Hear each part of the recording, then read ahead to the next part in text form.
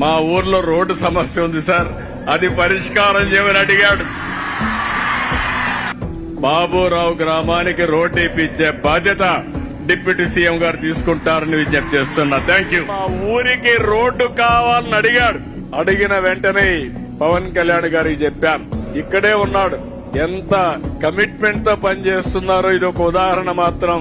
ఈ రోజే ఇంటికి పోతారే శాంక్షన్ కూడా చేసి పని కూడా ఇమ్మీడియట్ గా ప్రారంభిస్తారు. మా ఊరికి రోడ్డు లేదు సార్. మళ్ళీ హేమావతి నుంచి రావడానికి మా ఊరికి రోడ్డు లేదు. మళ్ళీ గున్యాలి నుంచి మా ఊరికి రావడానికి కూడా రోడ్డు లేదు సార్. మొత్తం చాలా ఇబ్బంది పడుతున్నాం. అది మేము రిక్వెస్ట్ చేసుకుంటున్నాం సార్.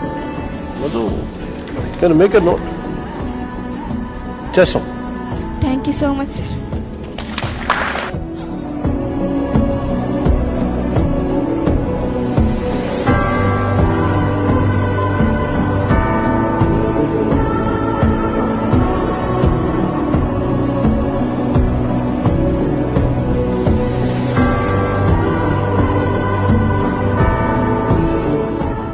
నా కోరిక ఏంటంటే నేను మారుమూల అరకులో ఇంకా డోలీలు కట్టుకుని గర్భిణీ స్త్రీలను తీసుకొస్తాను. అది పోవాలి.